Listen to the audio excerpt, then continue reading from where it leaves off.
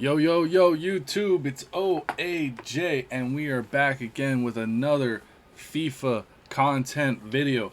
Today, guys, I know a lot of you have been looking forward to this. We are going to reveal the winner of the FIFA 22 Ultimate Edition. But first, before we get into that, we're going to look at a little bit of a deep dive of the FIFA 22 gameplay, the patch notes. But don't worry, guys. The pick is going to be coming. I did it as an alphabet on there for the picker wheel just to keep an anonymity for everybody. And then I have a corresponding list of all the screen names for YouTube. But let's get into this FIFA 22 gameplay deep dive. I'll try to get through it as quickly as possible because I know you guys want to know who the winner is. But I am very curious about these patch notes. So we got Thomas Khalifi. He's done a couple of videos now talking about what he's doing for the game. I guess he used to be with FIFA Mobile. And then he came over to FIFA back in like FIFA 17. A lot of people, I'm trying to remember exactly what it is. A lot of people are saying he's the reason why gameplay is slower. I don't know the truth to that, but anyways, we shall move on. I know in a Nick Run the Foot Market video, he did share some tweets he had with Khalifi, and Khalifi more or less admitted that it's been the same FIFA since FIFA 17. It's just been a overlay. So I'm really curious if FIFA 22 is going to be different. So one of the things that they've been really hyping, and let's see this, it's the authentic and polished FIFA experience for all players based off of feedback. Fairness, improved situations that could have felt frustrating from a gameplay perspective. Our aim is to reward players for performing the right action at the right time. For example, this includes situations like being able to defend the bridge or a dribble with clever positioning. I think this has always been in the game. I think this is where people believe DDA occurs. And that's, I think, what DDA stands for. What? Dynamic difficulty adjustment. I think there's that too, but I think this also plays a part. And what do I mean by that?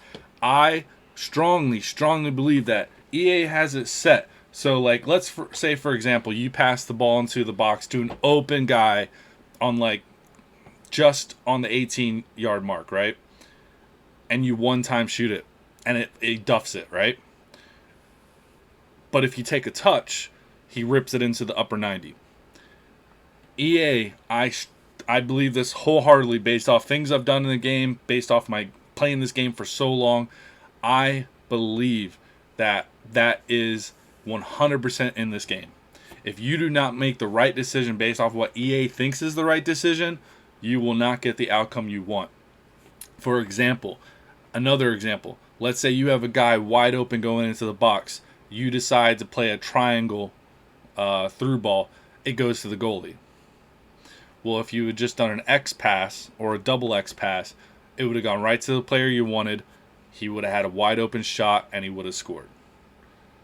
It's 100% in this game. I believe it to my soul because I have made adjustments to my game based off of what I see that I do wrong.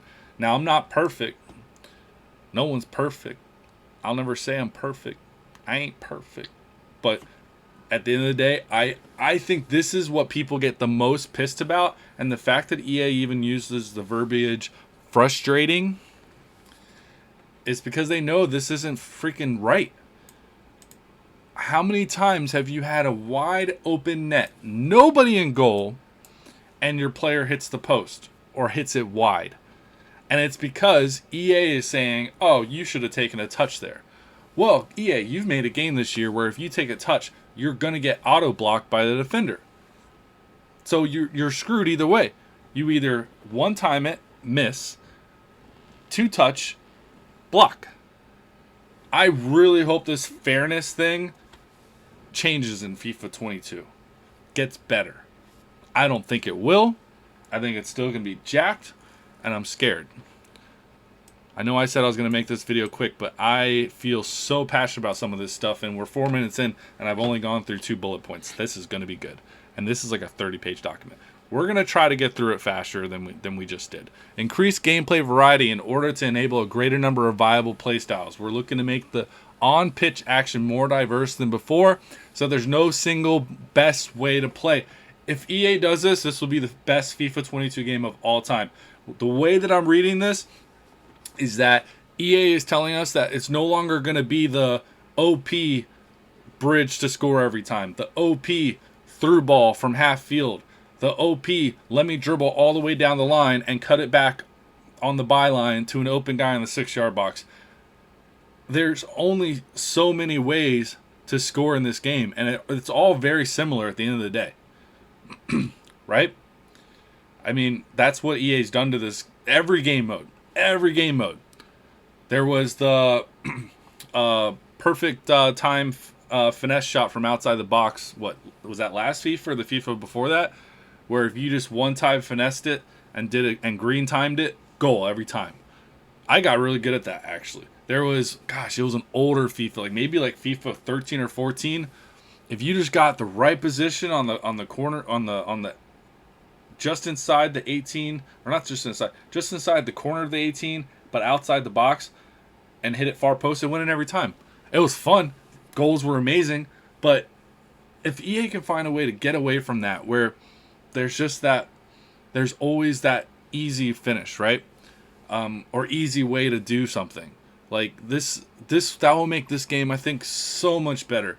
So just between those 2 bullet points, the fairness and the increasing gameplay variety, like make it viable for someone that wants to play tiki-taka to actually be able to do it. Because the way the game is this year, it's let me do tiki-taka until I get to the 18. Then I either have to get really lucky with a pass, or I have to dribble through. And that usually means directional nutmeg or doing a bridge. And it's been very frustrating for me, this FIFA. I actually got better at dribbling, which is good, because I think it's made my game more diverse, and I'm better for it. But I love passing. I love just beautiful triangle passes, through balls that aren't the OP kind that look ridiculous when someone dribbles to the sideline and then just cuts it across their body for a 40-yard through ball. That's ridiculous. But those are the metas that sounds like EA's trying to get rid of, and that'd be so big for this game. All right, so let's look at the hyper motion. So this is what they've hyped up the most. I won't spend too much time on this. Basically, what they're saying is that they recorded a full game of 11v11 and are now going to be adding 4,000 new football animations to the game. So it's supposed to be more realistic. I'm all for it. The more realistic, the better. The more fun it's going to be. The more it's just, I just think back to when I was playing like the first FIFA ever, and it was just like blocks. Like people were like blocks. Like you could literally see the 8 blocks that made a person, or pixels, because the pixels were like that big. So to see where we're at now, it's just phenomenal. So they've done some really cool stuff with that technology. I'm excited to see. I've been curious. They haven't shown us who are the 22 professional footballers. From the gameplay footage, I didn't recognize anybody. So I don't know if are we talking Division 2? Are we talking Division 3? The D1? Like what are we talking about here? Machine learning. So this is something too. To improve how players approach the ball on the pitch, we've been able to use over 8.7 million frames. That's pretty wild.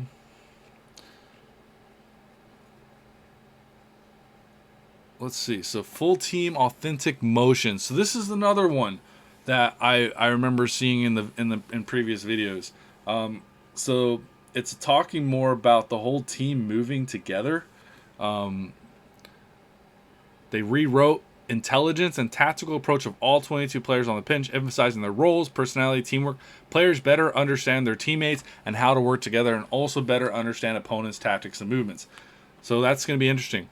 Last year, we improved several aspects of attacking players with positioning personality. I will say some of the positioning has been better, though. Let's keep reading. This year, with the new tactical AI, attacking players can make up to 6 times more decisions per second, better showcasing their nuanced player personality. This allows them to be more aware of their surroundings, perform smarter runs and build-up play. exploit spaces in the defense, and generally be in the right place at the right time more often. As was the case last year, the positioning attribute continues to be the most important in determining the effectiveness of these behaviors. So my question is, great, it's 6 times, they can make 6 times more decisions per second, but what about the latency on the game? What's going to happen there? Does that then mean the guy is 6 times that if the guy that is attacking me doesn't have any latency and I do, he's going to be like 50 times faster than me? You know what I mean? Anyways, your defenders can operate more as a unit with the new tactical AI, maintain the shape of the formation when moving across the pitch, cover vacant spaces, mark each defending zone accordingly, and bring more authenticity to their overall defensive shape. As was the case last year, the defensive awareness attribute continues to be the most important in determining the effectiveness of these behaviors. There's a huge one here. Defensive work rates and fatigue have a significant impact on the defensive positioning of players. Placing any player that is not a center back in a center back position will negatively impact their defensive positioning. Thank you, EA. Work rates this year really seem to have meant nothing from a defensive position. Unless it was like a high-low, you didn't feel it at all. And it really ruined, in my mind, this is what really ruined FIFA this year, was the fact that you could put a 95 pace right back at center back, and they were just as good as a center back from a defensive perspective, but they were so OP that you couldn't do anything. It was just ridiculous. So the fact that they fixed that, which I don't understand, it was fixed in previous FIFA. So what did they do between FIFA 20 and FIFA 21? Because in FIFA 20, you put a right back, a center back, you were getting blitzed. So I think they just undid whatever they did in FIFA 21, honestly.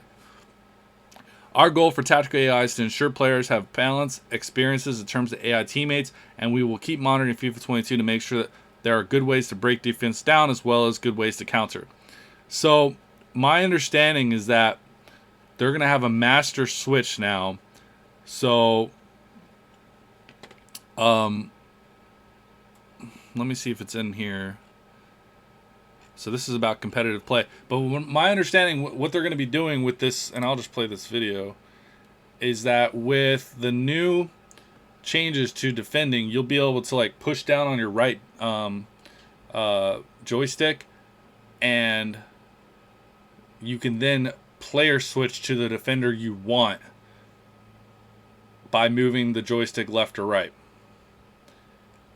I don't know how easy that's going to be. A lot of people are excited about that. For me, that kind of makes me very nervous. If that's what I have to rely on, I'm going to have to practice that quite a bit. Deeper match analysis. I love this. Give me more data. I want to know more about, like, not just in the match, but I want to know also on player performance, dude. Like, this is so cool. This is so cool. This might be one of the coolest things in FIFA 22. I have not understood for the life of me why this has not been in the game since day one. Why? The data's all there. Like, I want to know if my Mbappe is shooting 80%. Like, what if he scores 500 goals in 350 games, but his shooting accuracy is like 30%? Well, geez. And yeah, his numbers are great, but what if I had someone that was shooting 80, 90%? Maybe I score 900 goals. You know what I mean? And that was a very exaggerated number. I don't know why I came up with that. But this is so cool. This is one of the best things about FIFA 22. I cannot wait. Because even right now, like, I played online draft. They don't save any stats. So you can't even see, like, how many goals your, prime moments Ronaldo scored. Like, that's so dumb. I don't want to, it's like, with all the crazy enhancements, why have that out of it? So I hope they bring this to the draft as well, so you can see some numbers. It would just be cool. Kinetic air battles. Okay. Don't know what that means. Don't care. This is the one that everyone's scared about. Explosive sprint.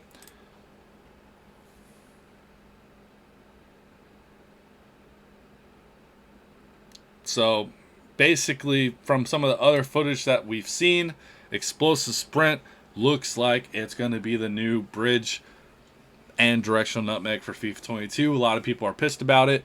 I'm not happy about it, but supposedly you can counter it on defense. And it's all about timing. So you have to be facing forward. So I guess that's the one good thing about it.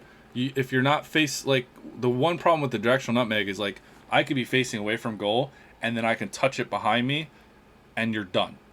You're ghosted. There's no chance in hell you're stopping me. Done. So this looks like at least it won't be as effective, but it's definitely going to be a problem. True ball physics, that's cool. New attacking tactics, I like this. I'm really curious that there's a ton of new ones.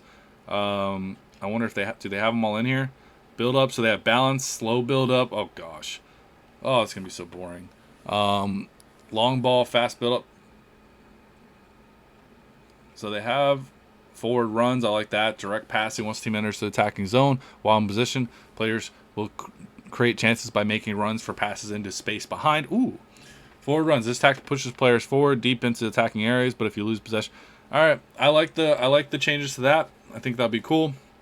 Composed ball control. The new composed ball control animations are longer two-touch animations that make controlling the ball more natural. That's good. Players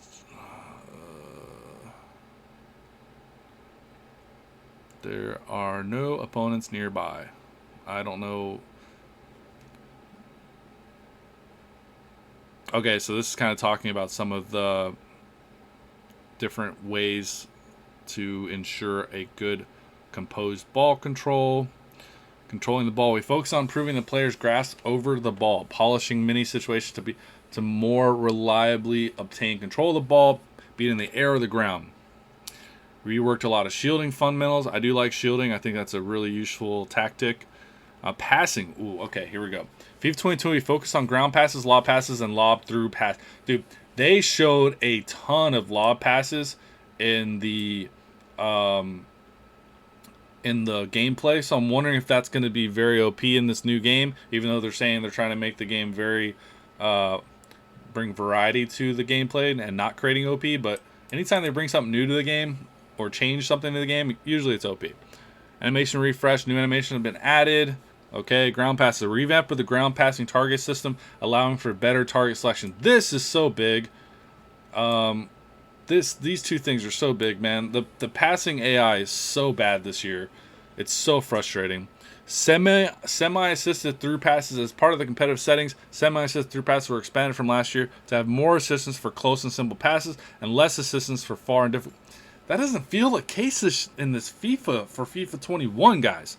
I don't think. So vision assistance increases pass based on the player's vision. So obviously the vision is very important there. I really hope they fix this. I hope this is going to fix it, because FIFA 21, the passing is just. I just don't get it. You have a guy with 99 passing, 99 vision, 99 short, 99 long pass, and they still can't play a short pass. It's so frustrating. Pass transition. This refers to a system that improves responsiveness and allows for transitions between different passes. You can request a different type of pass halfway through a pass request, and the system will then attempt to stop the current pass. Ooh, interesting. Wow. I'm very curious about that.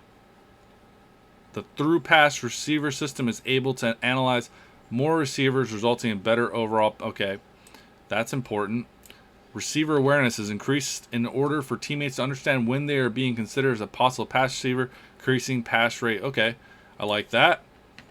Increased personality, that's who cares. Shooting, we focus on a variety of fixes and improvements. Improve shooting consistency and easy one-on-one. Dude, yes! I feel like I missed so many one-on-one shots this year. I'm really curious what that's going to look like in FIFA 22. Shots from difficult situations with the defender being close to the ball carrier have reduced conversion rate to correspond with the difficulty of the situation. What?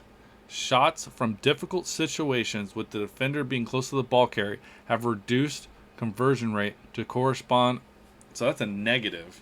So that sounds like they enhanced auto blocking. But once again, if you're shooting a difficult situation, don't take that shot. make a pass, do a skill move, do something else.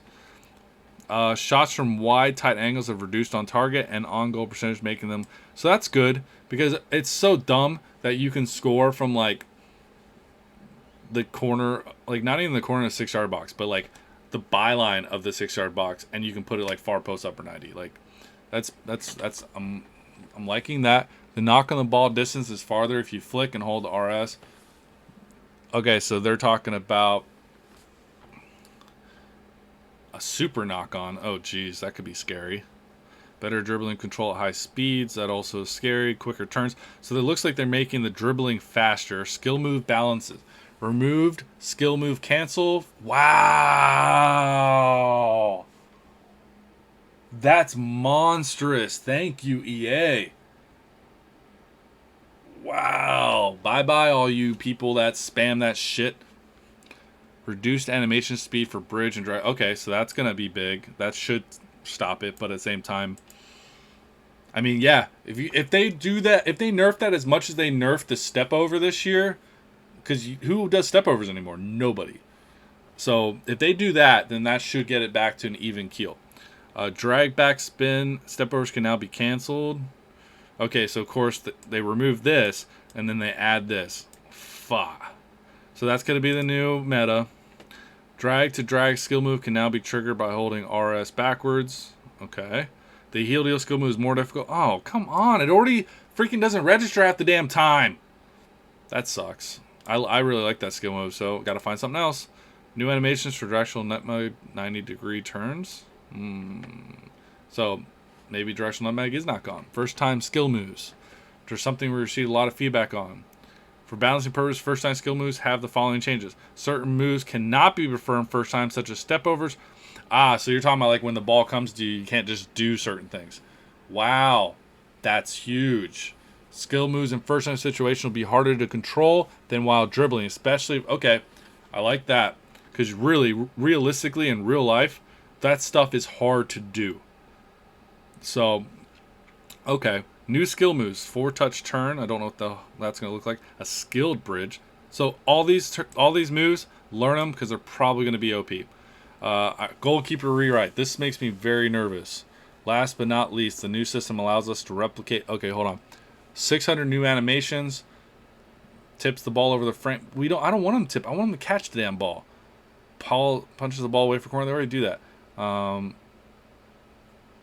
So it looks like they've made the goalies more OP, which makes me very nervous. So they've improved tackling animation for defending. Better ball speed and angle for successful tackles. Increase the likelihood of the ball going towards your teammates. That's big. How many times do you block something or defend something very well? or defend something very well, and it goes right to the opponent. It happens every game for me. Reduce launching distance for automatic tackles in general. Reverse what? I guess you have to be closer now for it to actually do it. Reduce situations when automatic tackles would trigger. I think that's good because sometimes that really screws me. Improve tackling for air balls. Okay, yes. That was a huge problem early in FIFA. You could just start juggling the ball through the whole defense. That was so bad. They fixed it, but it still wasn't perfect. Ball deflections, more variety. Auto blocks are less effective when the player is not jockeying. That's good to know. Automatic blocks are not as successfully performed and have higher chances of misses. Okay. Controls and personality. I don't really care so much about that. Intercepts and disrupt intercepts. One of the biggest pieces of FIFA receiving last year was about how even when you felt you were in the right place at the right time, you wouldn't always be able to intercept certain passes. We improved many aspects of normal interception and created new disrupt interceptions. Disrupt interceptions are a mix between controlling the ball and blocking. The goal here is to disrupt the course of the pass, even if that means not retaining the ball. These disrupt interceptions can only be performed by user-controlled players and with the left stick input directed towards the pass path instead of the ball or receiver. I zoned out for all of that, but I love the fact that this should help us with intercepting, because drives me nuts when I read the pass and my player just stands there as the ball goes by him. Just stands there. Even when I'm pressing something, pressing slide, pressing standing, like it just doesn't do anything. So I'm really happy to see that. So here's the player switching I was talking about earlier, where you can activate it by pressing R3, the joystick, pressing it down, and then it gives you the options to switch to. You can do it on offense or defense. It's called icon switching. I hope that is not OP, because already know I'm not going to be good at it, so I'm going to have to really work on that. Directional clearances and technical clearances. Introduce new directional clearances, which require more skill to successfully execute, but also offer more control to players when compared to classic clearances.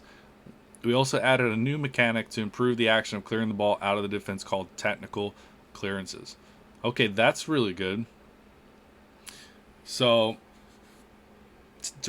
technical clearances, a new mechanic that always tries to kick the ball forward and as far as possible. Yes, oh man, that's huge. Man, I can't tell me how many times I just wanted to get the ball the hell out.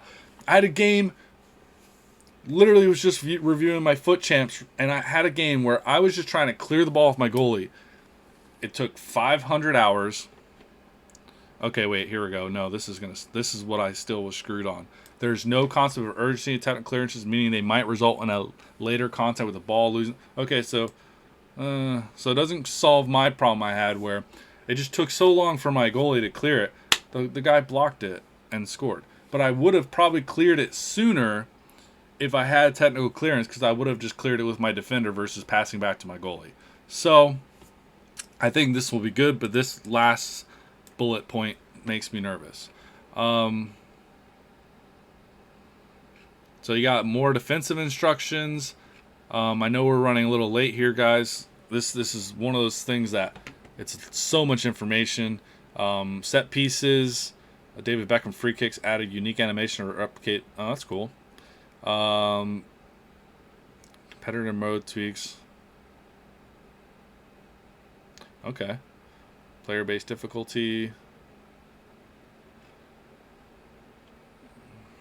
FIFA attributes. We've increased the FIFA attributes that were introduced last year for kickoff, online, blah, blah, blah, blah, blah. These attributes are modified depending on each player's position. Okay. All right, guys. I think that's really that was the main points, guys. So there's some things to be excited about and some things to be extremely nervous about, at least for me. But guys, I know most of you that are watching right now want to know who wins the FIFA 22 Ultimate Edition. So guys, without further ado, let's spin this wheel. Who is going to win? Who's going to win? It is D! And that is Hurley Games! Dude! My boy Hurley Games got it! Oh my god! That is wild. Dude, I'll have to hit you up on Twitter. What an insane wheel spin. That's crazy. So happy for all of you guys that participated. I'm sorry. We're going to do another FIFA 22 Ultimate Edition giveaway, guys. Don't you worry. It's going to happen again. This is not the first time. My plan is to do another one when it actually when the pre-order ends. So I think that's August 11th. So we will do another one. It's not going to be a pre-order, but we're going to do another one, guys. So congrats to Hurley Games. Man, I'm so excited for Hurley for winning. I'm so excited for all of you guys for tuning in. It's been a lot of fun. Like I said, I just want to give back, man. I'm very fortunate in my life, and I know sometimes it's hard for people to get a hold of these games, and I know some people can't afford the expensive games, so I just wanted to give back to the community. We're going to do this again, guys. But once again, appreciate the love. Smash the like, subscribe if you enjoy the content, guys, and we'll talk soon.